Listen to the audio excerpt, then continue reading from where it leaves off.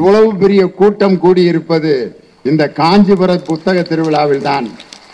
அமர்ந்திருக்கக்கூடிய இருக்கைகள் அனைத்தும் முழுமையாக அமரப்பட்டு நின்று கொண்டு மக்கள் தமிழ் கேட்கக்கூடிய இந்த அற்புதமான கண்கொள்ளா காட்சி, பேரறிஞர் அண்ணா போட்ட அந்த மேடை பேச்சின் விதை இன்னும் அது சாகவில்லை, அது ஆலமரமாக வளர்ந்திருக்கிறது என்பதை எங்களுடைய ரசிக பெருமக்கள் இன்னைக்கு நிலைநாட்டி கொண்டிருக்கிறீர்கள்.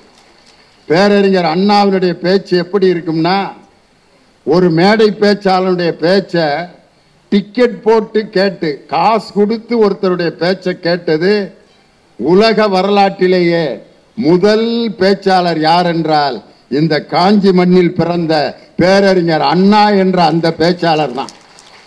காசு கொடுத்து டிக்கெட் போட்டு ஒரு பேச்சாளர் பேச்சை கேட்கிறது அது அண்ணாவினுடைய பேச்சு தான். அண்ணாவினுடைய பேச்சு எப்படி இருக்கும்னா, அண்ணா பேசும்போது பொடி போடுவார். அந்த பொடியை எடுத்து போட்டோம்னா இடையில பேச்சு தடையாயிரும்னு பேசிக்கிட்டே பொடி போடுவார் அண்ணா. இப்ப அண்ணா பேசிக்கிட்டே பொடி போடுற அந்த காட்சியை உங்க முன்னாடி நடத்தி காட்டுறேன். அண்ணா எப்போ பொடி போட்டாருன்னு நீங்க கண்டுபிடிங்க பார்க்கலாம். ஆய்தறிதல் வேண்டும், அதற்கேற்ற அஞ்சாமை வேண்டும். இன்றே சித்திரையை சிறைப்படுத்திவிட்டு கொடுமையை கோலோச்ச செய்வதற்கு உடந்தை ஆகிவிடுவோம். பட்ட பெற்றிடுகின்றேன் பாராட்டுக்குரியேன். பட்டம் எதற்கு காட்டி கழித்திடவா, அன்றி பணி செய்திட கிடைத்திட்ட ஆணை என கொண்டிடவா. புள்ளி கலாபமையில் தோகை விரித்து ஆடுவது எதற்காக? பிறர் காண்பதற்காக, பிறர் மகிழ்வதற்காக. இப்ப நான் சொன்னதுனால நீங்க கண்டுபிடிச்சிட்டீங்க. ஆனா நான் சொல்லாம பண்ணியிருந்தா லியோனிக்கு ஏதோ மூக்குல அரிப்பு வந்திருக்கும் போல இருக்கு, அதான் தடவி இருக்காருன்னு நினைச்சிருப்பீங்க. அந்த பொடி போடும் இடைவெளியில் கூட தமிழன் தமிழ் கேட்க மறக்க கூடாது என்று மேடை தோறும் தமிழ் முழக்கம் செய்த பேரறிஞர் அண்ணா.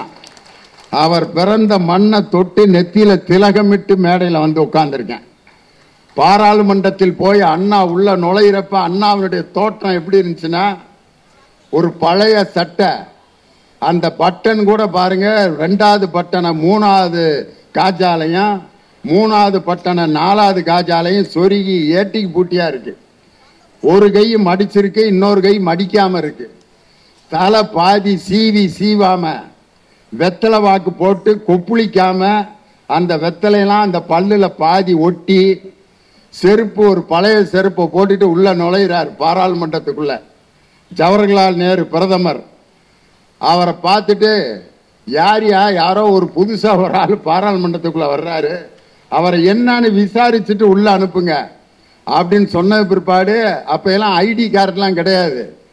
அப்ப அண்ணா சொல்லியிருக்காரு, இந்த மாதிரி நான் தமிழ்நாட்டிலிருந்து தேர்ந்தெடுக்கப்பட்ட எம்பி, ஐஎம் CN அண்ணாதுரை அப்படின்னு சொல்லியும் அவன் நம்பல. அதுக்கப்புறம் பாராளுமன்றத்தில் அண்ணா எழுந்து தமிழ்நாட்டை பற்றி பேசி அந்த ஆங்கில பேச்சை பார்த்துட்டு அப்படியே நேருவே அசந்துட்டாரு. ஆக்ஸ்போர்ட் பல்கலைக்கழகத்தில் படித்த நேரு அண்ணாவினுடைய அந்த ஆங்கில புலமையை பார்த்துட்டு அப்படியே எந்திரிச்சிட்டாராம். என்ன பேசினார் தெரியுமா அண்ணா? I am CN Annadurai from Tamil Nadu. I am coming from Dravidian stock. My country is industrially ill, economically dull, educationally nil, but culturally well. That is my country, Tamil Nadu. I am CN Annadurai from Dravidian stock. My country is industrially ill, economically dull, educationally நில். என்னுடைய நாடு தொழில்துறையில் பின்தங்கி இருக்கிறது, கல்வித்துறையில் பின்தங்கி இருக்கிறது, பொருளாதார துறையிலும் பின்தங்கி இருக்கிறதுன்னு ஆங்கிலத்தில் வேற மாதிரி சொல்லியிருக்கலாம். ஆனா கடைசி எழுத்து பூரா எல்லுல முடிகிற மாதிரி சொன்னார் பாருங்க. My country is industrially ill, educationally dull, economically nil, but culturally well. கலாச்சாரத்தில் நாங்கள் முதன்மையானவர்களாக இருக்கிறோம். அவன் I am from Dravidian stock CN Annadurai அப்படின்னு. வெளிநாட்டில் போய் வெளிநாட்டுக்காரன் இப்படியே பார்த்துருக்கான். அப்ப அண்ணாவுக்கு கோட்டு டையெல்லாம் போட்டு அது இடுப்புல நிக்காம பெல்ட் எல்லாம் போட்டு இப்படி இடுப்போடு அப்படி சேர்த்து கட்டி அண்ணா வந்து இதை எப்படா அவுத்து விடுவீங்க, பெரிய கொடுமையா இருக்கு எனக்கு அப்படின்ட்டு அந்த கோட்டு டையோட அப்போ வந்து இங்க மெட்ரிகுலேஷன் ஒரு புதிய பாடப்பிரிவு தொடங்கி இருக்கு. அப்போ ஒரு பத்திரிகையாளர் கேட்கிறான் அண்ணாட்ட, there is an education system in your country that is called matriculation. What do you think about matriculation? அண்ணா என்ன சொல்லுவார்னா, மெட்ரிகுலேஷன் என்பது ஒரு புதிய கல்வி திட்டம், அது ஒரு this is an new education policy in our தமிழ்நாடுன்னு சொல்லுவார்னு பார்த்தா, what do you think about matriculation கேட்டதுக்கு அண்ணாவின் பதில், the matriculation is the botheration of the education. After a great consideration I came to this conclusion அப்படின்னாரு.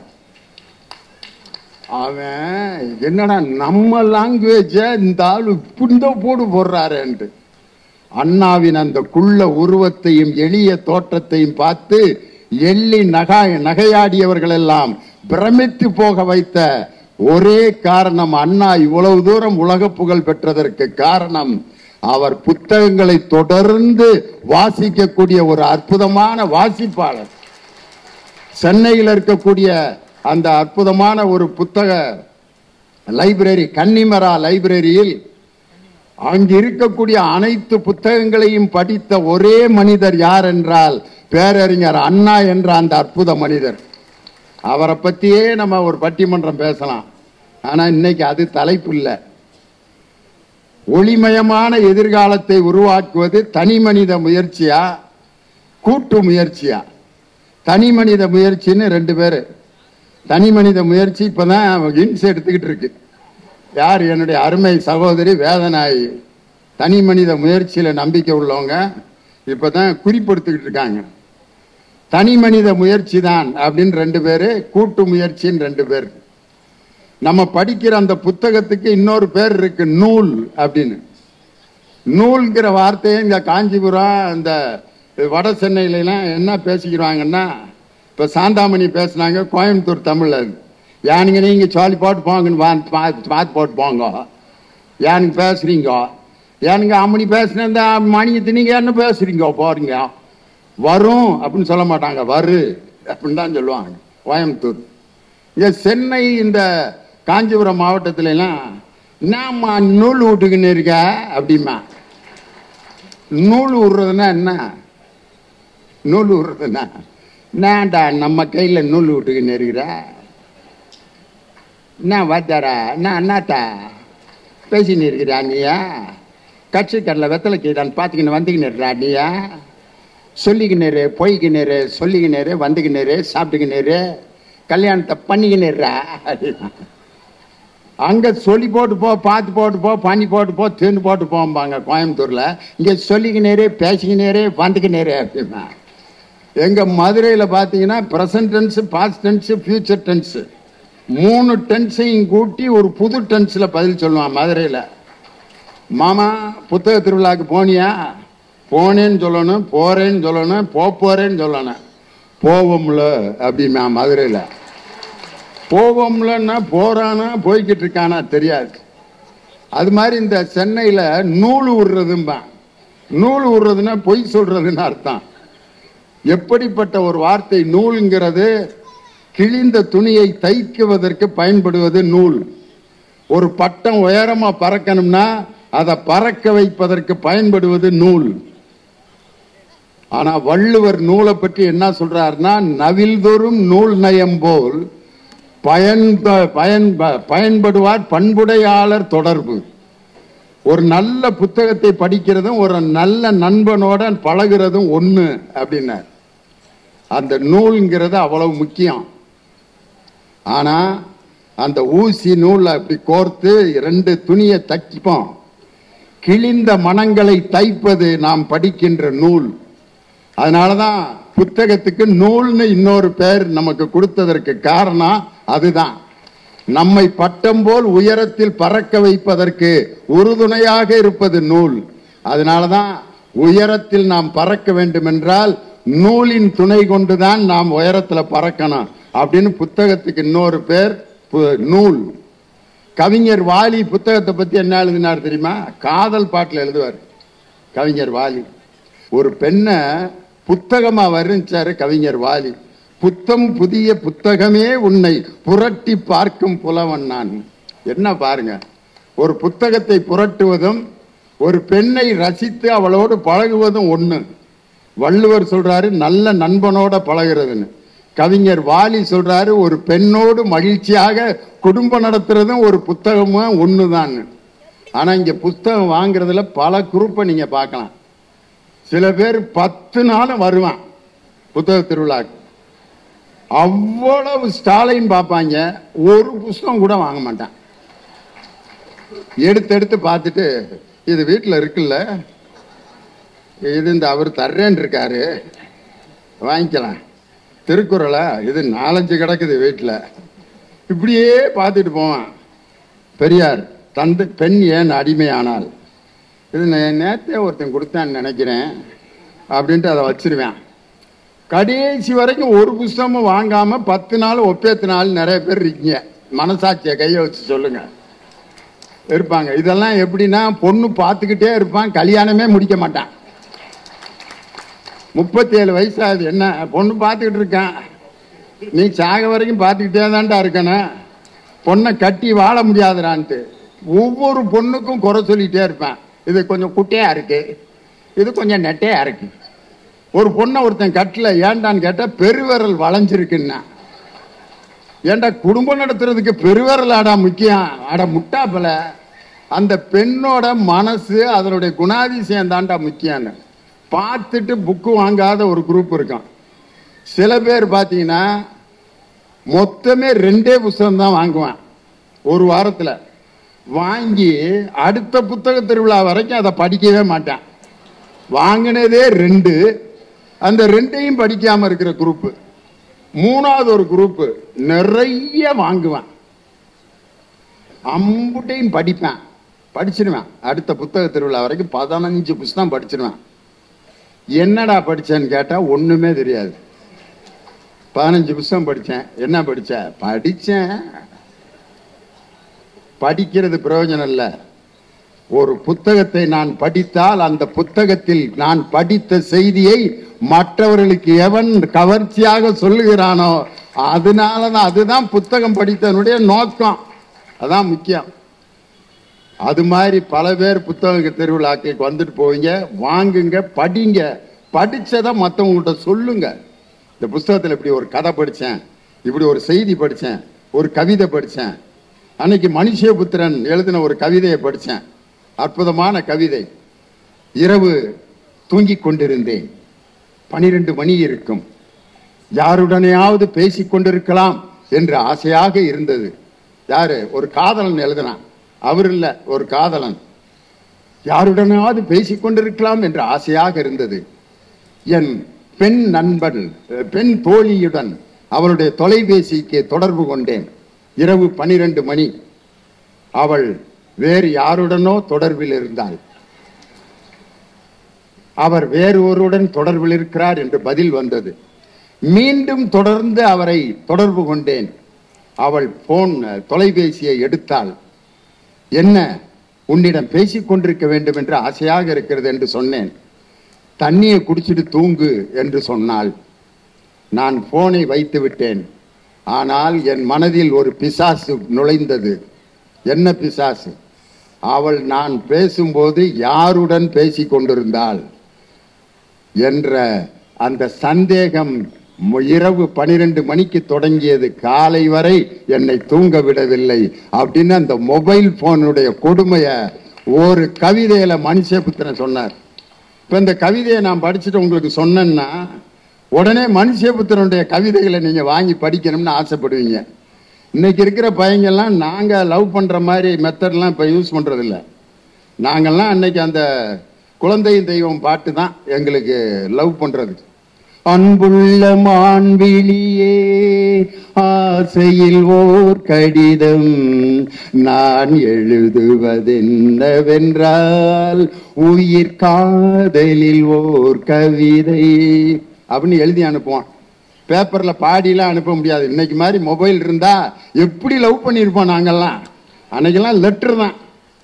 இன்னொரு letter ஒன்று இருக்கும், சிவாஜி கணேசன் பாட்டு, நான் அனுப்புவது கடிதம் அல்ல, இதை வச்சு தான் ஓட்டினான். ஆனா இன்னைக்கு அந்த மனுஷபுத்திரன் மாதிரி நிறைய பேர் காதல் கவிதைகளுக்குன்னே இவ்வளவு புஸ்தகம் இருக்கு தெரியுமா? இன்னைக்கு இளைஞர்கள்லாம் எங்கேயும் போய் தேட வேண்டியதே இல்லை. ஒரு காதல் கவிதை எடுத்து அப்படி அனுப்பி, what is your opinion, I love you, please answer me அப்படின்னா அந்த கவிதைக்காண்டியே உங்களுக்கு பதில் வந்துடும். அவ்வளவு வாய்ப்பு இருக்கு. அதுக்காவது புஸ்தகத்தை படிங்க இளைஞர்களே. அது மாதிரி நல்ல ஒரு தலைப்பு இன்னைக்கு, ஒளிமயமான எதிர்காலத்தை உருவாக்குவது எது, தனி மனித முயற்சி அப்படின்னு பேசுறதுக்கு 2 பேர். முதல் பேச்சாளராக வந்திருப்பவர் எங்களுடைய அருமை தம்பி கவிஞர் இனியவன். தனி மனித முயற்சியில ரொம்ப நம்பிக்கை உள்ளவர். அவர் எப்படிப்பட்ட பேச்சாளர்னா, தமிழ் சினிமா இது கவிஞர்கள் என்ன பாட்டு எழுதினாலும் சரி, புரியாமையே எழுதினாலும் அதுக்கு விளக்கம் எழுதிடுவார். கெட்டிக்காரர். அதுல ஒரு பாட்டுக்கு எழுதினார் பாருங்க விளக்கம். கவிஞர் வைரமுத்து கண்ணீர் விட்டு அழுதுட்டார். அண்டங்காக்கா கொண்டக்காரி ரண்டக ரண்டக ரண்டக ரண்டக அச்சு வெல்ல பேச்சுக்காரி ரண்டக ரண்ட, அதுக்கு ஒரு விளக்கம் கொடுத்தார். அண்டங்காக்கா கொண்டைக்காரி என்றால் என்ன? அது ஒரு பக்தி பாடல் அப்படின்னா. பக்தி பாட்டா? அண்டத்தை காப்பவள் மதுரை மீனாட்சி, அவள் அழகான கொண்டை போட்டிருப்பாள். 5 சொல்லுக்காரி, 5 எழுத்து மந்திரம், 8 எழுத்து மந்திரம், இந்த 2 மந்திரங்களுக்கும் தலைவனாக இருக்க பெருமாளினுடைய மனைவி 5 சொல்லுக்காரி, அச்சு வெல்ல பேச்சுக்காரி. சரி சொன்னதுக்கு நான் கேட்டேன், ரண்டக்க ரண்டக்க ரண்டக்கனா என்னையா அப்படின்னதுக்கு ஒரு பதில் சொன்னாரு. ஒவ்வொரு கடவுளுடைய வீட்டுக்கும் போங்கள், அங்கே 2 அக்காக்கள் இருப்பார்கள். முருகனுக்கு 2 அக்கா, பெருமாளுக்கு 2 அக்கா, சிவபெருமானுக்கு 2 அக்கா. அதனால்தான் அந்த கவிஞர் ரண்டக்கா ரண்டக்கா ரண்டக்கான்னு எழுதினார். வைரமுத்து, டேய் சத்தியமா இப்பெல்லாம் நான் நினைச்சு எழுதலடா, உங்க ஆளுதாயா எல்லா பாட்டுக்கும் இப்படி விளக்கம் கொடுத்துக்கிட்டு இருக்கான். கவிஞர் இனியவன் ரொம்ப அற்புதமான பேச்சாளர். இன்னைக்கு அவருக்கு கல்யாணம் ஆகி 25 வருஷம் முடியுது. உண்மையிலே காஞ்சிபுரத்தில் செலிபிரேட் பண்றார். அவருடைய திருமண வாழ்க்கை 25 வருஷம் ஓட்டி இருக்காருன்னா சிரமம் தான் இந்த காலத்துல. இன்னும் அதே 25 வருஷம் மாதிரி இன்னும் பல ஆண்டுகள் அவர் மகிழ்ச்சியாக தன் திருமண வாழ்க்கையில வாழணும்னு அன்போட அருமையான இந்த புண்ணிய பூமியான காஞ்சிபுரத்துல இதை அறிவித்து அவருக்கு வாழ்த்து வாங்கி தருவதில் எனக்கு மகிழ்ச்சி. அதற்கு அடுத்து அமர்ந்திருப்பவர் எங்கள் அன்பு சகோதரி வேதநாயகி அவர்கள். திருத்தணி கல்லூரியில முதல்வராக இருக்கார், பிரின்சிபல். நாளை காலையில் அவர்கிட்ட லீவு கேட்கறதுக்கு ஒரு 10 பேர் வாசல்ல உட்காந்துருப்பாங்க. அந்த அளவுக்கு பிரின்சிபலா இருக்கிற அருமையான பேச்சாளர், நகைச்சுவை நாவன்மை மிக்க சிறந்த பேச்சாளர். அவர் 2 பேரும் தனி மனித முயற்சி கூட்டு முயற்சி அப்படிங்கிற அணியினுடைய தலைவரா. சட்ட கலர் பார்த்தீங்களா? எங்க ஊர் பாட்டுக்காரன் கரகாட்டக்காரன், எங்க கரகாட்டக்காரன்ல ராமராஜன் இந்த பாட்டப்ப இந்த கலர்ல தான் சட்டை போட்டிருப்பாரு. ஊரு விட்டு ஊரு பேரு கட்டு போகாதீங்க, அப்ப இந்த சட்டை தான் போட்டிருப்பார். செலக்ட் பண்ணியிருக்காரு பாருங்க கலர். பேராசிரியர் விஜயகுமார் ரொம்ப அற்புதமாக தனது கருத்துக்களை ஆவேசமாக வைக்கின்ற ஆற்றல் மிக்க பேச்சாளர். செஸ் போட்டியில உலக புகழ் பெற்ற பிரக்யானந்தா, வைஷாலி ஆகிய 2 செஸ் வீராங்கனைகளை உருவாக்கிய ஆசிரியர் நம்ம விஜயகுமார். அதனால நல்ல மாணவர்களை உருவாக்குற பேராசிரியர். அதற்கு அடுத்து உட்கார்ந்துருக்காரு பாருங்க, அவருக்கு நான் மிகப்பெரிய ரசிகன். இயல், இசை, நாடகம், நகைச்சுவை, நடிப்பு, மிமிக்ரி சகல திறமைகளும் ஒருத்தட்ட இருக்குன்னா அது என்னுடைய அன்பு தோழர் பிரகதீஸ்வரன்.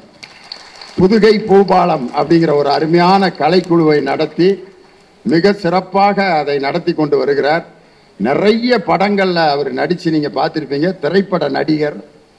டானாக்காரன் அப்படிங்கிற ஒரு போலீஸ்காரங்க நடிச்ச படத்துல அவர் நடித்த நடிப்பை பார்த்து நானே 10 தடவை அப்படி கைதட்டி தம்பி டே அப்படின்னு பக்கத்தில் இருக்கவன்லாம் லியோனிக்கு ஏதோ ஆயிடுச்சு போல இருக்கு, திரையை பார்த்து பேசிட்டு இருக்காருன்ட்டு. என்னைய திரையை பார்த்து பேசி பைத்தியம் பிடிக்க வச்ச அளவுக்கு தன்னுடைய நடிப்பாற்றலை வெளிப்படுத்திய அருமையான திரைப்பட நடிகர் என்னுடைய அருமை தம்பி பிரகதீஸ்வரன். 4 பேர் ரொம்ப அருமையா பேச போறாங்க.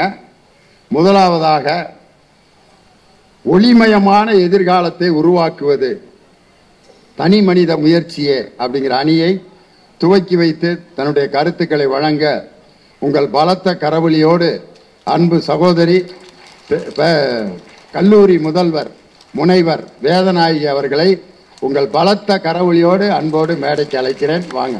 அகர முதல எழுத்து எல்லாம் என அறிய வைத்து ஆதி பகவன் என உரை வைத்து காய் தந்து கனி தந்து தேன் தந்து தேனியின் சுவை தந்து நாதந்து பேச வைத்த முத்தான தமிழுக்கு எனது முதற்கோடி வணக்கங்கள் பல. அரிதாரம் பூசி ஆங்கிலம் பேசுபவர்களுக்கு மத்தியிலே சற்றும் தலைக்கணம் இல்லாமல் சிறப்பாக இலக்கணம் பேசி வருகின்ற எங்களுடைய அன்புக்குரிய நடுவர் ஐயா பெருந்தகை ஐயா அவர்களுக்கு மிகப்பெரிய வணக்கத்தை கூறி இந்த மேடைகளை இருக்கின்ற அனைத்து சான்றோர் பெருமக்களையும் வணங்கி, நடுவர் அவர்களே எவ்வளவு அழகா ரசிக்கிறாங்க பாத்தீங்களா, எவ்வளவு அழகா கையை தட்டுறாங்க பாத்தீங்களா. அடேங்க அப்பா, திருநெல்வேலினா அல்வா, திருப்பாச்சின்னா அருவா, திண்டுக்கல்னா பூட்டு, சிவகாசினா வேட்டு, பாண்டிச்சேரினா மில்லி, மதுரைனா மல்லி. எஃபெக்டிவான ஆடியன்ஸ்னா அதுதான் காஞ்சிமர ரசிக பெருமக்களே எப்பவுமே கில்லி நடுவர் அவர்களே. டேங்க அப்பா, நான் ரொம்ப அழகா ஒரு தலைப்பு கொடுத்துருக்கீங்க, அற்புதமான மேடை அமைச்சு கொடுத்துருக்கீங்க. ஆனா அவங்க 2 பேரையும் ஏன் தான் கூட்டிட்டு வந்தீங்கன்னு தான் எனக்கு தெரியல. ஒரு அணியில பேசணும்லம்மா, பின்ன கூட்டிட்டு வந்தீங்கன்னா நான் என்ன பின்ன ஓட்டிக்கிட்டா வந்தேன், கூட்டிட்டு வந்தேன்ப்பா. நடுவர் அவர்களே, அருமையான புத்தக திருவிழா. இந்த புத்தக திருவிழாவினுடைய ஒரே ஒரு நோக்கம் என்ன தெரியுங்களா? எல்லா விழாக்களுக்கும் ஒரு திருவிழா அமைத்து நாம் கொண்டாடுகிறோம். ஆனால் புத்தகம் வாசிப்பவர்களுக்கு ஒரு திருவிழா இருக்கிறது என்று சொன்னால் அதுதான் நிச்சயமாக புத்தக திருவிழா என்பதிலே நாங்கள் மிகவும் பெருமையாக சொல்லக்கூடிய ஒரு விஷயம். நடுவர் அவர்களே, ஒரே ஒரு விஷயம்தான், ஒளிமயமான எதிர்காலம் இருக்கணும்னா தனி மனிதனுடைய முயற்சி தேவையா இல்ல கூட்டு முயற்சி தேவையா? அதானங்க ஐயா கேள்வி, அதான கேள்வி. திருமணம் செஞ்சு வைக்கிறாங்க, அப்படித்தானே? திருமணம் எப்படி செஞ்சு வைக்கிறாங்க சொல்லுங்க ஐயா. ஒரு மாப்பிள்ளைக்கு போய் பொண்ணு பார்த்துட்டு வருவாங்க, அப்புறம் மாப்பிள்ளை வீடு பார்ப்பாங்க, பொண்ணு வீடு பார்ப்பாங்க, 2 பேரும் உட்காந்து பேசுவாங்க, என்னைக்கு கல்யாணம் வைக்கலான்னு சொல்லுவாங்க. ஆமா, என்னமோ ஒரு புரோக்கர்கிட்ட கேட்குற மாதிரில கேட்டுக்கிட்டு இருக்கீங்க நீங்க. பேசி முடிப்பாங்க, நகை நட்டு எப்படி போடணும்னு கல்யாண தேதி முடிவு பண்ணுவாங்க, பத்திரிக்கை அடிப்பாங்க, மண்டபம் பிடிப்பாங்க, சாப்பாடு போக்குவரத்துக்கெல்லாம் ஏற்பாடு பண்ணுவாங்க. ஆமா, அப்புறம் கல்யாணம் நடக்கும். எதுக்குமா இதை? என்ன முயற்சி? என்ன முயற்சி? கூட்டு முயற்சி. திருமணம் என்பது கூட்டு முயற்சி. அந்த கூட்டு முயற்சியில திருமணம் ஆனவங்க எல்லாம் சந்தோஷமா இருக்காங்களா? அது அவங்க உங்களை பொறுத்து தான். இப்பவே நாம கேட்டுடலாமா நடுவர் அவர்களே? இப்பவே நாம கேட்டுடலாமா? இங்க பாருங்க, இங்க எவ்வளவு ஆண்கள் உட்கார்ந்து இருக்காங்க, பெண்கள் உட்கார்ந்து இருக்கிறாங்க. இங்க உட்கார்ந்து இருக்கிற ஆண்களை பார்த்து நான் கேட்கிறேன், உங்க மனசாட்சியை தொட்டு சொல்லுங்க, இதே பொண்டாட்டி தான் எனக்கு 7 ஜென்மத்துக்கும் பொண்டாட்டியா வரணும்னு சொல்றவங்க எல்லாம் கையை தூக்குங்க. பாவி மக்கா, நம்ம டிடி சாரு பின்னாடி இருக்காங்களான்னு பார்த்து பார்த்து தூக்குறாரு. இல்லம்மா, அதுல கை தூக்குன ஒருத்தர் கல்யாணம் ஆகாதவர், அவர் என்ன நினைச்சு தூக்குனாருன்னு தெரியல. இன்னொருத்தர் இப்படி பாதியில தூக்கிட்டு பக்கத்துல மனைவிய பாக்குறாரு. அந்த அம்மா தூக்கியா சும்மா இருக்கட்டும், அவங்க கேட்டாங்கல்ல அப்படின்ற சொன்னது பிற்பாடு இந்த அப்படிங்கிறாரு. எல்லாம் பயந்து தூக்குனவங்க தான். ஆனா எங்க தாய் குலங்களை பார்த்து கேட்கிற, இதே புருஷன் தான் எனக்கு 7 ஜென்மத்துக்கும் புருஷனா வரணும் சொல்ற அக்காங்க எல்லாம் கையை தூக்குங்க. ஏன் தெரியுமா நடுவர்களே, எவ்வளவு பேர் தூக்கி இருக்காங்க பாத்தீங்களா? இது மாதிரி ஒரு இழிச்ச வாய நமக்கு வேற எந்த ஜென்மத்துல புருஷனா வரப்போறான்றதுக்காக தான். இதெல்லாம் கூட்டு முயற்சியினுடைய வெளிப்பாடு நடுவர் அவர்களே. ஒரே ஒரு விஷயம் சொல்ற கேளுங்க, இந்த பெண்கள்லாம் மேட்சா ட்ரெஸ் போட்டுட்டு இருக்காங்க பாருங்க. ரோஸ் கலர்ல புடவை, ரோஸ் கலர் வளையல், ரோஸ் கலர்ல கம்மல், எல்லாம் மேட்சா போடுறோம். எதுக்காக போடுறோம்? கட்டினதுதான் மேட்சா அமையல, அட்லீஸ்ட் கட்டிக்கிறதாச்சும் மேட்சா இருக்கட்டுமேன்றதுக்காக தாங்க. ஒவ்வொரு குடும்பம் இன்னைக்கு ஜெயிக்குதுன்னா யாரால ஜெயிக்குதுங்க? தனி மனித முயற்சியால தான் ஜெயிக்குது. இன்னைக்கு எங்க இனியவன் சாருக்கு 25வது வருஷம் திருமண நாள் அப்படின்னு சொன்னா அந்த குடும்பத்தை ஓட்டிட்டு வர்றதுக்கு காரணம் யாரு? எங்க ஐயாவோட தனி மனித முயற்சி தான். கூட்டு முயற்சி அங்க ஒண்ணுமே கிடையாது நடுவர் அவர்களே. ஒரே ஒரு விஷயம் சொல்றாங்க, முயற்சி தான் வாழ்க்கையில மிகப்பெரிய ஒரு ஆயுதங்க. மூச்சு விட்டு கொண்டிருப்பவன் எல்லாம் மனிதன் கிடையாது. எவன் ஒருவன் முயற்சி செய்து கொண்டிருக்கிறானோ அவன் தான் மனிதன் என்பதை இந்த உலகத்துக்கு எடுத்து சொன்னது தனி மனித முயற்சி இல்லைங்களாங்க. யோசித்து பாருங்க, முயற்சி என்பது என்னங்க? முடிஞ்சவரை செய்யறது முயற்சியா? கிடையாது நடுவர் அவர்களே. நாம் எடுத்துக்கொண்ட அந்த பிரச்சனை முடியும் வரை செய்வதுதான் அது முயற்சி என்று சொன்னால் நாம் யோசித்து பார்க்கணுங்க. இன்னைக்கு எல்லாரும் மேடையில பெண்கள் வந்து பேசிட்டு போயிருக்காங்க. காரணம் என்னங்க? காரணம் என்ன? யோசித்து பாருங்க. ஒவ்வொரு பெண்ணும் இந்த உலகத்து சமுதாயத்திற்கு வர வேண்டும் என்று போராடியது ஈரோட்டு சிங்கம் தந்தை பெரியாரினுடைய தனி மனித முயற்சி நடுவர் அவர்களே. யோசித்து பாருங்க, கோவில் படியிலே அமர்ந்து கொண்டு கோட்டு சூட்டு போட வைத்தது அண்ணல் அம்பேத்கருடைய தனி மனித முயற்சி நடுவர் அவர்களே. எத்தனையோ தலைவர்கள் இருந்தாலும் முத்தமிழ் அறிஞர் என்பது சொல்லி இந்த உலகத்துக்கெல்லாம் ஒரு விடிவெள்ளியை ஏற்படுத்தி கொடுத்த தலைவர் நம்முடைய முத்தமிழ் அறிஞர் அவர்கள் என்று சொன்னால் அது தனி மனிதனுடைய முயற்சி இல்லைங்களாங்க. யோசித்து பாருங்க, இன்னைக்கு கூட்டு முயற்சி என்ன பண்ணுதுன்னா, ஆன்மீகம் என்ற பெயரிலே பெண்களை தெய்வமாக்கியது, முதலாளித்துவம் என்ற பெயரிலே பெண்களை அடிமையாக்கியது. தனி மனித முயற்சி என்கின்ற திட்டம், புதுமை பெண் திட்டம் என்ற திட்டத்திலே தான் பெண்களை எல்லாம் தலைவியாக்கி அழகு பார்த்தது என்று சொன்னால் அது தனி மனிதனுடைய முயற்சி தான் நடுவர் அவர்களே. யோசித்து பாருங்க, இன்னைக்கு பெருந்தலைவர் காமராசர் ஐயா கிட்ட போய் கேட்டாங்களாம், ஐயா உங்களை பத்தி நான் ஒரு படம் எடுக்க போறேன், இதுவரையும் நீங்க செய்த சாதனைகளை பற்றி எடுக்க போறேன்னு சொன்னப்ப பெருந்தலைவர் காமராசர் ஐயா என்ன தெரியுமா சொன்னாரு? அதுக்கு எவ்வளவு ரூபா செலவாகும்னு சொல்லி கேட்டாரு. அப்ப இருக்கிறவங்க சொன்னாங்க, ஐயா அதுக்கு 3 லட்சம் ரூபாய் செலவாகும்னு சொன்ன உடனே பெருந்தலைவர் காமராசர் ஐயா சொன்னாரா, அந்த 3 லட்சம் ரூபாய் ஏன்ட்ட கொடுங்கய்யா, நான் 3000 பள்ளிக்கூடங்களை திறப்பேன் என்று சொன்னார் என்று சொன்னார். அது தனி மனிதனுடைய வெற்றி தானங்க. அந்த முயற்சி இல்லைன்னா இன்னைக்கு ஒண்ணுமே பலிக்காது நடுவர் அவர்களே. இன்னைக்கு கூட்டு முயற்சி உலகத்துல எப்படிங்க இருக்கு? யோசிச்சு பாருங்க, டிவி ஆன் பண்ணா போதும் ஒரே பிரச்சனை தான். பிரபு வராரு, நேரா வந்த உடனே தங்கம் வாங்குங்கள் அப்படின்னு சொல்றாரு. அடுத்து விக்ரம் வராரு, என்ன சொல்றாரு? நகைய அடகு வையுங்கள் அப்படின்னு சொல்றாரு. அடுத்து ராதிகா அம்மா வராங்க, வித்துடு, நீ வாங்குன்னு சொல்றியா இல்ல அடகு வையின்னு சொல்றியா இல்ல வித்துடுன்னு சொல்றியா? ஊரை எப்படி எல்லாம் ஏமாத்துறாங்க பாருங்கய்யா. அதை விட இன்னொருத்தர் வராரு, யாரு? சூர்யா வராரு. நான் இன்னும் இளமையாக இருப்பதற்கு காரணம் சன்ரைஸ் காஃபி தூள் தான் அப்படிங்கிறார். அவரோட தம்பி கார்த்திக் வராரு, நான் இன்னும் இளமையாக இருப்பதற்கு காரணம் ப்ரூ காஃபி தூள் தான் அப்படிங்கிறார். அவங்க அப்பா சிவகுமார் ஐயா வராரு, நான் இன்னும் 75 வயதிலே இளமையாக இருக்கிறேன் என்று சொன்னால் நிலவேம்பு கஷாயம் தான். நான் எதை குடிக்க? யோசித்து பாருங்க. இந்த கூட்டு முயற்சி என்பது நாட்டுல பிரச்சனையை ஏற்படுத்துது நடுவர் அவர்களே. இந்த உலகத்திலே உயர்ந்த உணவு எது நினைச்சிட்டு இருக்கீங்க? உலகத்திலே உயர்ந்த உணவு எது தெரியுமா? ஒரு மனிதனுடைய வியர்விலே சிந்திய உணவுதான் இந்த உலகத்திலே உயர்ந்த உணவு என்று சொன்னால் அதுதான் தனி மனிதனுடைய முயற்சி நடுவர் அவர்களே. நம்ம காஞ்சிபுரம் காமாட்சி அம்மன் கோயில்ல ஒரு அம்மா உட்கார்ந்து பூக்கடையில பூ வித்துக்கிட்டு இருக்காங்க. ஒரு நாள் ஒருத்தர் டெய்லி வந்து அந்த அம்மா கிட்ட பூ வாங்குவாரு. அவருக்கு குடும்பம் கிடையாது, சாமி கும்பிடுகிற வழக்கம் கிடையாது, அவருக்கு காதல் மனைவியும் கிடையாதுங்க.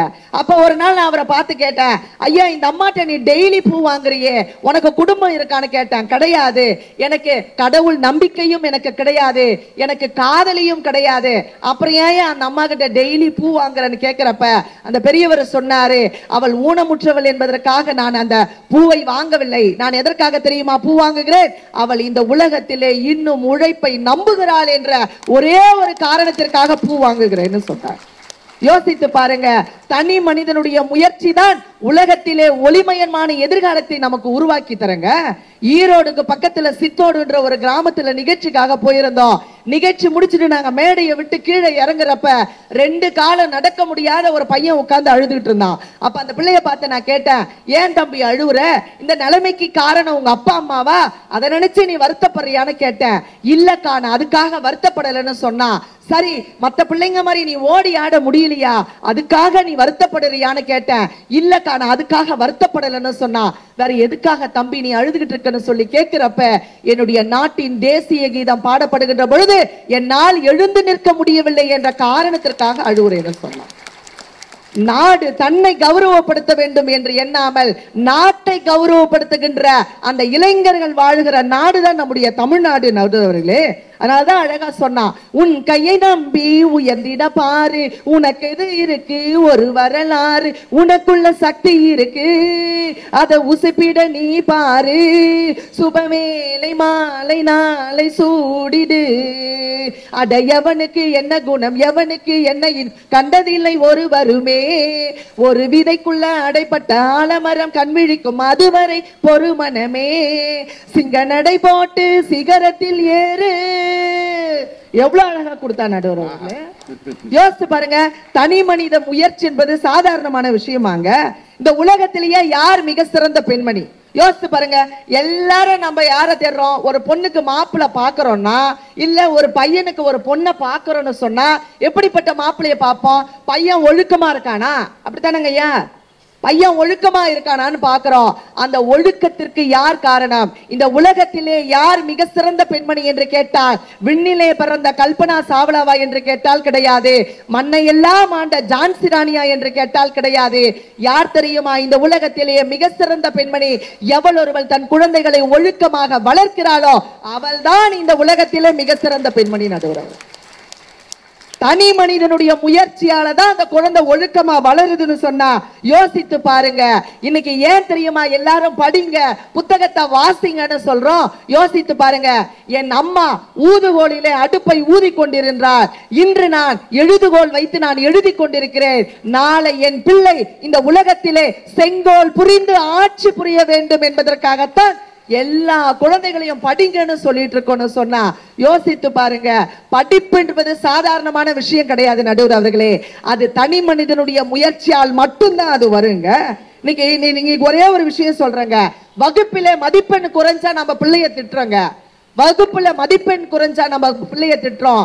வாழ்க்கையிலே மதிப்பு குறையாமல் வாழ்பவன் எவனோ அவன் தான் இந்த உலகத்திலே ஜெயிக்கிறாங்க. எல்லாரும் என்ன சொல்றோம்? எல்லாரும் ஒன்னா உட்கார்ந்து 1330 குறளை நம்ம சொல்லி கொடுக்கிறோமே, அது பெருமை கிடையாது. எவன் ஒருவன் ஒரு குறள் படி வாழுகின்றானோ அதுதான் இந்த உலகத்திற்கு பெருமை. நடுவர் அவர்களே, அந்த பெருமையை சொல்லி கொடுக்கிறது எதுங்க? நம்முடைய தனி மனிதனுடைய முயற்சி தானே. குறள் படித்து வாழ வேண்டும், குறள் படித்து நடந்தது கூட்டு முயற்சி, குறள் படி நடக்க சொன்னதுதான் தனி மனிதனுடைய முயற்சி. நடுவர் அவர்களே, நேதாஜியையும் காந்திஜியையும் பாரதியாரையும் படிக்க சொன்னது கூட்டு முயற்சி.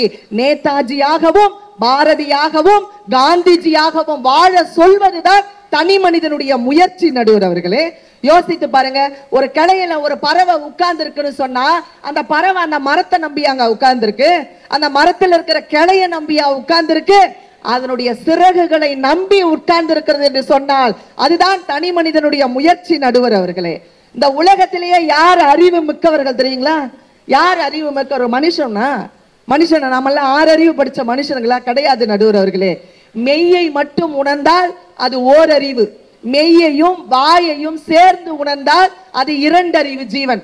மெய் வாய் மூக்கு இது 3ஐயும் உணர்ந்தால் 3 அறிவு ஜீவன். மெய் வாய் மூக்கு கண்ணு இது 4 அறிவு ஜீவன். மெய் வாய் மூக்கு கண்ணு செவி இது 5 அறிவு ஜீவன். மெய் வாய் மூக்கு கண்ணு செவி மனம் இது 6 அறிவு ஜீவன். நடுவர், நாம எல்லாம் 6 அறிவு ஜீவன். இதுக்கு மேல ஒரு விஷயம் இருக்கு, 7ஆம் அறிவுன்னு ஒண்ணு இருக்கு. அவங்க யார் தெரியுமா? 7ஆம் அறிவு படித்தவர்கள் யார் தெரியுமா? இந்த சமூகமும் நம்மளை சார்ந்தவர்களும் சிறப்பாக இருக்க வேண்டும் என்று நினைப்பவர்கள் தான் 7ஆம் அறிவு படித்தவர்கள். நடுவர், அவர்கள் தான் யார் என்று சொன்னால் தனி மனிதனுடைய முயற்சியிலே வெற்றி கண்டவர்கள். நம்முடைய மேதகு APJ அப்துல் கலாம் ஐயா அவர்கள், பெருந்தலைவர் காமராசர் ஐயா அவர்கள், முத்தமிழறிஞர் கலைஞர் ஐயா அவர்கள், ஈரோட்டு சிங்கம் தந்தை பெரியார் அவர்கள் என்று பல தலைவர்கள் என்று உருவாகி இருக்கிறார்கள் என்று சொன்னார். இதெல்லாம் தனி மனிதனுடைய கூட்டு முயற்சி தான் தவிர இது தனி மனிதனுடைய முயற்சியை தவிர கூட்டு முயற்சி கிடையாது. நடுவர்களே, அவங்க 2 பேர் இருக்காங்க பாத்தீங்களா, அவங்க சாதாரணமானவங்க கிடையாது. நடுவர்களே, ஒரு ஆணி நேரா இருந்தா சுத்திகளுக்கு பிடிக்காது. ஏன்னா அந்த சுத்தி என்ன பண்ணும், அந்த ஆணிய கோணையா மாத்தி தான் அது வேலையை காட்டும். அதே மாதிரி நேர்மையா 2 பேர் இருக்கிறவங்களை பார்த்தா இந்த சுத்தி இருக்கிறவங்களுக்கே பிடிக்காது நடுவர் அவர்களே. அப்படிப்பட்ட ஒரு கூட்டு முயற்சியில தான் அவங்க உட்கார்ந்துருக்காங்க. நான் ஒரே ஒரு விஷயத்தை சொல்லி முடிக்கிறேன் நடுவர் அவர்களே.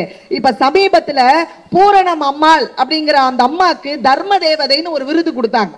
தர்ம தேவதைன்னு ஒரு விருது கொடுத்தாங்க. எதனால கொடுத்தாங்க நடுவர் அவர்களே? அந்த அம்மா அவங்களுடைய மகளினுடைய பெயரையும் மகளினுடைய எண்ணத்தையும் நிறைவேற்றுவதற்காக தன்னுடைய சொந்தத்திலே வந்த 7.5 கோடி ரூபாயை அரசு பள்ளிக்கு தானமாக வழங்கி இருக்கிறார்கள் அந்த அம்மா.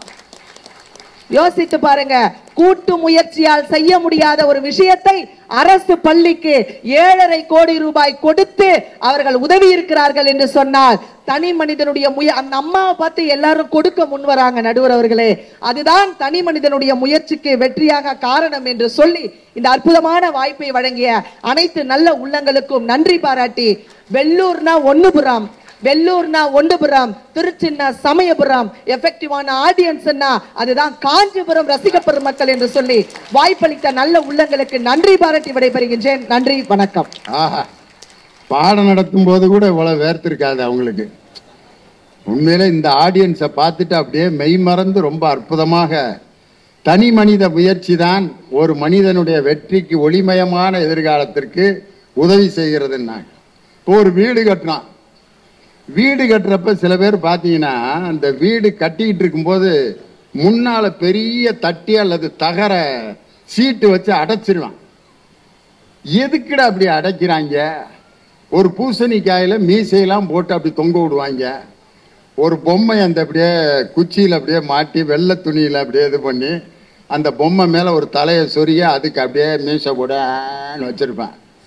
எதுக்கு இதெல்லாம் வைக்கிறாங்க? கட்டடங்கள், புது கட்டடம் கட்டுறப்ப கேட்டா என்ன சொல்லுவான்னா, திஷ்டி படக்கூடாதுன்னு. திஷ்டியும் கிடையாது, ஒரு புஷ்டியும் கிடையாது. ஏன் தெரியுமா? அந்த பெரிய தட்டி வச்சு மறைச்சிட்டு வீடு கட்டுறேன். 15 பேர் வந்து யோசனை சொல்லிக்கிட்டே இருப்பேன். என்ன கலர் பெயிண்ட் அடிக்கிற? பச்சை. பச்சையெல்லாம் அடிக்காதையா. பச்சை கலர்ல இப்படித்தான் 3 நாளைக்கு முன்னாடி ஒருத்தன் பெயிண்ட் அடிச்சான். அந்த கட்டணம் அப்படியே சரிஞ்சு விழுந்துருச்சுன்னு. என்னடா அது, எப்படி பிட்ட போட்டு போறான் பார். சரி, இவனாவது பரவாயில்ல, பெயிண்டை பத்தி பேசுறான். இன்னொருத்தன் வருவேன், பாத்ரூம் எந்த பக்கம் கட்டியிருக்க? கிழக்க. கிழக்கையா? உன் ராசி என்ன நட்சத்திரம்? என்ன? கடக ராசி, ஆயிலிய நட்சத்திரம். கடக ராசி, ஆயிலிய நட்சத்திரம். ராகு கேது 12ஆம் வீட்டில் இருக்கா. கேது 6ஆம் வீட்டில இருந்து 5ஆம் வீட்டில் சந்திரன்ல சஞ்சரிச்சுட்டு இருக்க. உனக்கு ஆயிலிய நட்சத்திரம். கிழக்க பாத்ரூம் கட்டப்படாது. கட்டிட்டேன். 7.5 லட்சம் டைல்ஸ் எல்லாம் வாங்கி ஒட்டிட்டேன். இடிச்சிரு. ஏய், 7.5 லட்சம்டா, பெரிய உயிருக்கு ஆபத்து அப்படின்னு சொல்லுது கட்டத்துலன்ட்டான். பெரிய உயிர்னா இவன் தான் வீட்டில் மூத்தவன். ரேஷன் கார்டில் இவன் பேர் தான் இருக்கு. பெருசுக எல்லாம் இறந்து போயிருச்சுங்க. ஐயோ இப்படி சொல்லிட்டானேன்ட்டு நான் இன்னைக்கு கேட்குறேன். இந்த அறிவு மிகுந்த காஞ்சிபுரம் அவையை பார்த்து கேட்குறேன். பாத்ரூம் கிழக்க கட்டினாலும் மேற்க கட்டினாலும் வடக்க கட்டினாலும் பாத்ரூம்ல போய் என்ன வேலை பார்க்குறோமோ அந்த வேலையை தவிர வேற ஏதாவது பார்க்க முடியுமா? பாத்ரூம்ல ஒரு மனுஷனுக்கு எங்க இருந்து எது வருமோ அதை தவிர வேற ஏதாவது வரப்போகுதா? கிழக்க திரும்பி உட்காந்தா என்ன, மேற்க திரும்பி உட்காந்தா என்ன? 10 வருஷத்துக்கு முன்னாடிலாம் இந்த காஞ்சிபுரம் ஓடையில போய் புல்லுச்செடியில உட்காந்துருப்பேன். அவன்லாம் வாஸ்து பார்த்தா உட்காந்துருந்தேன். அவன்லாம் நல்லா இல்லையாப்ப? இந்த யோசனை சொல்லி ஒரு 50 பேர் கூட்டு முயற்சி பண்ணி அந்த வீட்டை அஸ்திவாரத்தோட நிப்பாட்டிடுவேன். உனக்கு எது தோணுதோ அந்த முயற்சியோட நீ வீடு கட்டு. கண்டிப்பா உன்னுடைய முயற்சி மிகப்பெரிய வெற்றி அடைமையா. 1000 பேர்த்துக்கிட்ட யோசனை கேட்காத. ஒருத்தர் ஆஸ்பத்திரியில் சுகம் இல்லாம இருக்காருனாக்க ஏன் டாக்டருங்க எல்லாரும் கூட்டமா போய் பார்க்காதீங்க அப்படின்னு ஏன் சொல்றாருன்னா, ஒவ்வொருத்தனும் ஒவ்வொரு விஷயம் சொல்லிட்டு வருவேன். என்னது நெஞ்சு வலியா? எந்த பக்கம்? எந்த பக்கம் தெரிஞ்சு என்ன செய்ய போற நீ? இடது பக்கம். இடது பக்கமா? 1 மணி நேரத்துக்கு ஒரு தடவை வலிக்குதா? அவனுக்கு எப்பயாவது தான் வரும். இவன் 1 மணி நேரத்துக்கு ஒரு தடவை உண்டாக்கி விட்டுருவான். அப்படியே புடுங்குது இல்ல, நச்சு நச்சு நச்சு நச்சு நச்சு நச்சுன்னு காலையில கிருகிருகிருன்னு வருதா அப்படின்னா அப்படிலாம் இல்லையே. இல்ல வரணுமே அந்த வலிக்கு எப்படி ஏற்படுத்தினான் பாரு. இதே மாதிரிதான் எங்க பெரியப்பா இடது பக்கம் வலிக்குன்னு தான் சொன்னாரு. 6 மாசம் ஆகுது இறந்து. ஆனா உனக்கு ஒன்றும் ஆகாது அப்படின்ட்டு இப்படி தட்டி எழுப்புறான். செத்துட்டான். அவன் முடிஞ்சா 15 பேர் இது மாதிரி வந்து பார்த்தானா அவன் ஆஸ்பத்திரியிலிருந்து டிஸ்சார்ஜ் ஆவானா? ஒரு முடிவேடு, அந்த முடிவை அப்படியே செயல்படுத்த, அப்பதான் நீ வெற்றி அடைவ. அருமையா சொன்னாங்க. பதில் சொல்லணும். இப்ப இவ்வளவு நேரம் இருந்தியா, அப்ப தண்ணி குடிச்சிருக்கலாம்ல. இப்போ போய் அவசர அவசரமா விற்கிற மாதிரி அப்படின்னு எடுத்து குடிக்கிறாரு. வாங்க பேராசிரியர் விஜயகுமார் இந்த அருமையான நிகழ்ச்சிக்கு வந்து சிறப்பாக ஏற்பாடு செய்து கொண்டிருக்கக்கூடிய மாவட்ட வருவாய் அலுவலர் வெங்கடேசன் அவர்களுக்கு என்னுடைய மனமார்ந்த வணக்கத்தையும் வாழ்த்துக்களையும் சொல்லி, அவருடைய சமூக பணியும் மக்கள் பணியும் மென்மேலும் சிறக்க உங்களுடைய பலத்த கரவொலி எழுப்பி அவர் விரைவில் ஒரு மாவட்டத்திற்கு ஆட்சியராக வந்து இது போன்ற நல்ல பல சமூக பணிகளை செய்ய வேண்டும் என்று அன்போடு அவரை வாழ்த்துகிறேன்.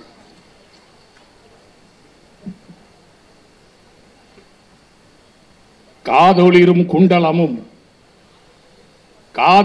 குண்டலமும் கைக்கு வளையாபதியும் கருணை மார்பின் மீதொளிர் சிந்தாமணியும் மெல்லிடையில் மேகலையும் சிலம்பு ஆர் இன்ப போது ஒளிர் பூந்தாள் இணையும் நீதி ஒளிர் செங்கோலாய் திருக்குறளை தாங்கு தமிழ் நீடு வாழ்க என் இனிய தமிழ் மக்களே.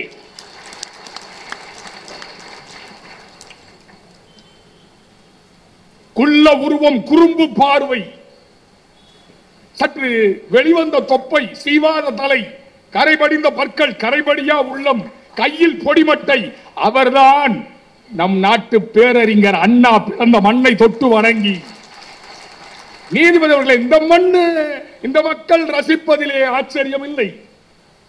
பேரறிஞர் அண்ணா அவர்கள் பிறந்த மண்ணிலே ரசனைக்கு குறைவா இருக்கும். நீதிபதி அவர்களே, இந்த மக்கள் காஞ்சிபுரத்து மக்கள், காஞ்சிபுரம் என்றாலே காஞ்சிபுரத்துக்கு போனாலே காலாட்டிக்கிட்டு சாப்பிடலான்னு, காஞ்சிபுரத்துக்கு போனா காலாட்டிக்கிட்டு சாப்பிடலாம்.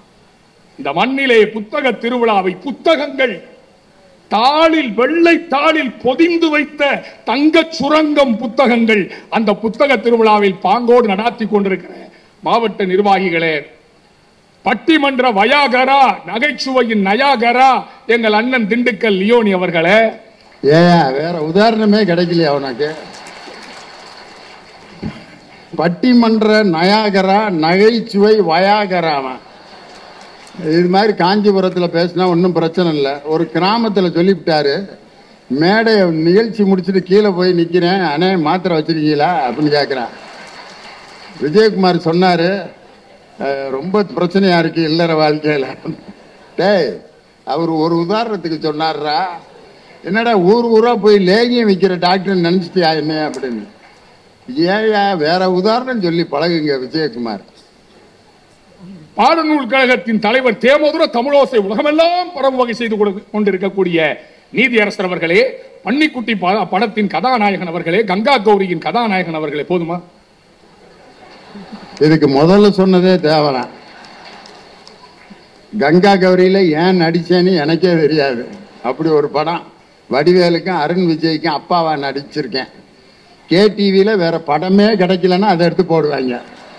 எல்லா படத்தையும் போட்டாச்சு, அப்ப வேற எந்த கங்கா கௌரி எடுத்து போடுறா அப்படின்னு 20 வருஷமா போட்டுக்கிட்டு இருக்காங்க. அதை நீதிபதி அவர்களே, ஒரு நல்ல தலைப்பு, நல்ல ஆடியன்ஸ். எங்க அக்கா ரெங்கநாயகி ஏன் இப்படி காவடிச்சுக்கிட்டு போனாங்கன்னு எனக்கு புரியல.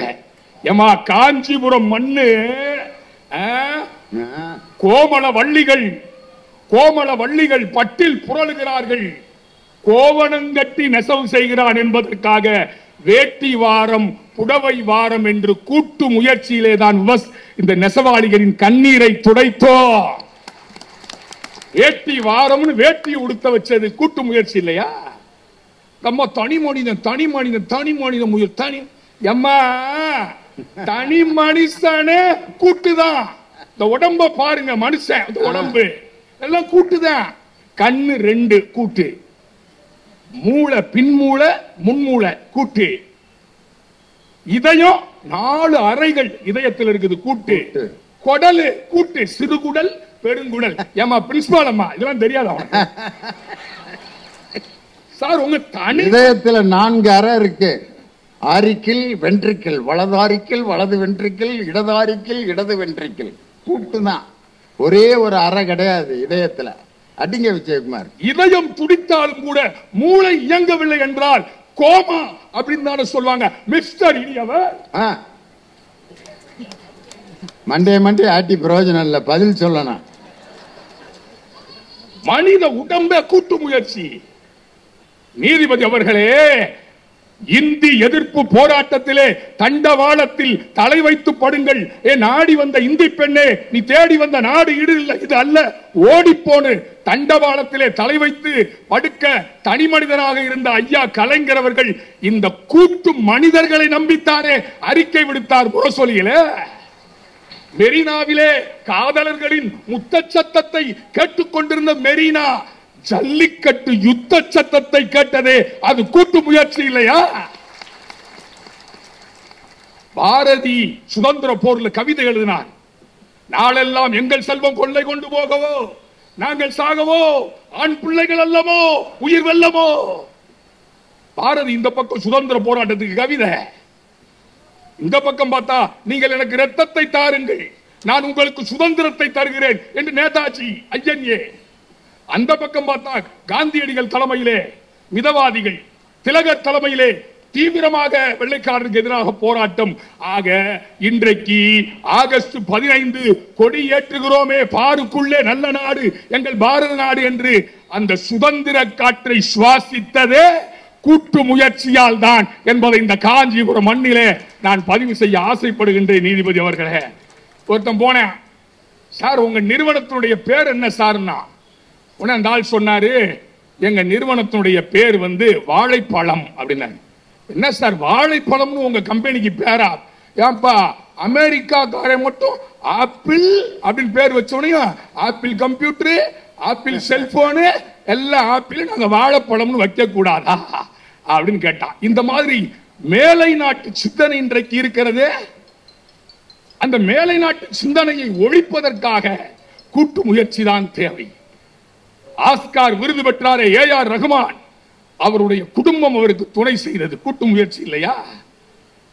காயமே இது பொய்யடா என்று பேசிக் கொண்டிருந்த நாட்டிலே காயமே இது, காயம்னா உடம்பு, காயமே இது மெய்யடா, இதில் கண்ணும் கருத்தும் வையடா அப்படின்னு சொன்னாரே பட்டுக்கோட்டை. அந்த உடம்பை பார்த்து அறிவுரை சொன்னது இந்த நாட்டிலே. 3 செய்தியை சொல்லி நான் முடித்துக் கொள்ள ஆசைப்படுகிறேன். வாழ்க்கைனா என்ன? ஒருத்தன் சூப்பரா சொன்னா 2 வரியில, வாழ்க்கைனா ஒண்ணுமில்ல சார், பாதி வாழ்க்கை போன் இல்ல, மீதி வாழ்க்கை லோன் இல்ல அப்படின்னா வாழ்க்கை. இன்னைக்கு இந்த இளைஞர்கள் பூராமே இந்த போன்லயே கிடக்கிறானே, அவனை கூட்டு முயற்சி செய்துதானே அவனை திருத்த வேண்டும். அதுதானே ஒளிமயமான எதிர்காலம். நான் பள்ளிக்கூடத்துக்கு போறேன், பசங்களே இல்ல, எல்லாம் தியேட்டருக்கு போயிட்டேன். நான் தியேட்டருக்கே போயிட்டேன்.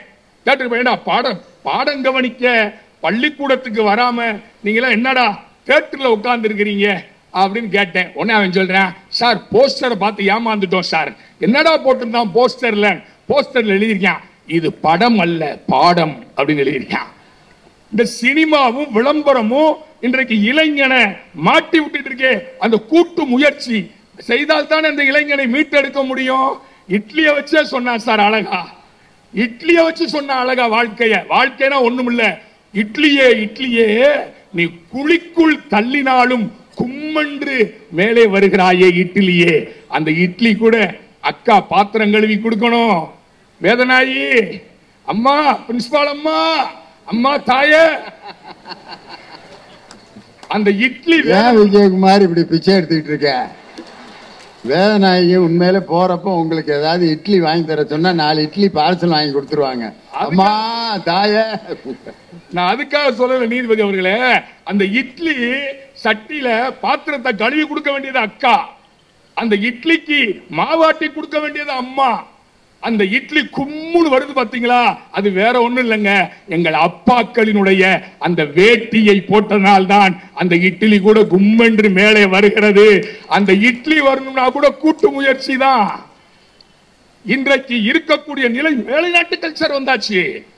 கூட்டு முயற்சி செஞ்சாதான் இன்றைக்கு இளைஞனை காப்பாற்ற முடியும். இளைஞரே, பருவ நெருப்பில் காய்ச்சிய வாளே, நாளை என்பது உன் திருநாளே, நீ கொட்டி முழக்கினால் உலகமே செவிடு, நீ எட்டி உதைத்தால் திசைகளும் தவிடு, உன் கால்நகம் கீறிய கோடுகள் வழியே கங்கையும் சிந்துவும் ஓடி வரும், உன் தோள்கள் இரண்டும் தெற்கு வடக்காய் துருவங்களுக்கே பாலமிடும், மண்புல அல்ல மானிடனே உன் மாவழி காட்டு வானிடமே.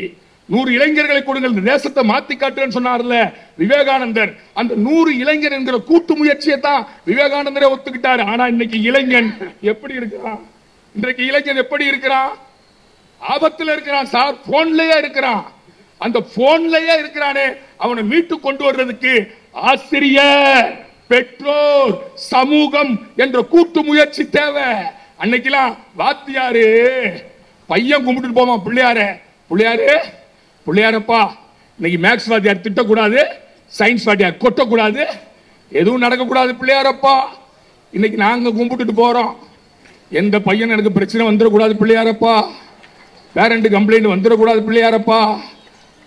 இந்த சமூகத்தை மாற்றி அமைக்கிறது தனி மனிதனால் முடியுமா? அவனுக்கு புத்தி சொல்ல வேண்டியது யார்? ஒரே ஒரு பெற்றோர் தான். தனி மனிதன் சூப்பரா இருந்தான். மதுரைக்கு பக்கத்துல ஒரு பிரம்ப எடுத்து கையில வாங்கிக்கிட்டு, டீச்சர் அம்மா என் பையன் என்ன தப்பு செஞ்சாலும் இந்த பிரம்பால அடிங்க, நான் கேட்க மாட்டேன்னு சொல்ற பெற்றோர் 1-2 பேர் தானே சார் இருக்கிறான். அன்னைக்கெல்லாம் ஒரு அம்மா வந்து என்கிட்ட கேட்டுச்சு, வேதனாய் மாதிரியே இருந்துச்சு ஆளு, ஏப்பா கருகப்புள்ள கொத்து மாதிரி ஒரு புள்ள வச்சிருக்கேன், யாரும் கேட்டு அடிச்ச? நான் அடிக்கல மேடம், இந்த மேக்ஸ் வாத்தியார கூப்பிடு, மேக்ஸ் வாத்தியார கூப்பிடு. அன்றைக்கு எப்படி இருந்தது கூட்டு முயற்சி? எங்க அப்பா சொன்னாரு, டீச்சர் முட்டிக்கால் சாதாரணமா போட விடாதீங்க, உப்புல போட விடுங்க, உப்புல போட விடுங்க, கண்ணை மட்டும் விட்டுருங்க, அவனை நான் தூக்கி சமக்கணும் அப்படின்னு சொன்னார் எங்க அப்பா. ஆனால் இன்றைக்கு ஆசிரியர்கள் பாடு திண்டாட்டமாகிறது. நல்ல நல்ல பிள்ளைகளை நம்பி இந்த நாடே இருக்குது தம்பி, சின்னஞ்சிறு கைகளை நம்பி ஒரு சரித்திரம் இருக்குது தம்பி. அது கூட்டு முயற்சி தான். மிஸ்டர் இனியவன், தனி மரம் தோப்பாகாது, ஒரு கை ஓசை தராது. Team works works, man is the social animal. வாய்ப்பிற்கு நன்றி, வருகிறேன், வணக்கம். இந்த தகவல் உங்களுக்கு பிடிச்சிருந்தா லைக் பண்ணுங்க, உங்க ஃப்ரெண்ட்ஸுக்கு ஷேர் பண்ணுங்க, மறக்காம எங்க சேனலுக்கு சப்ஸ்கிரைப் பண்ணுங்க.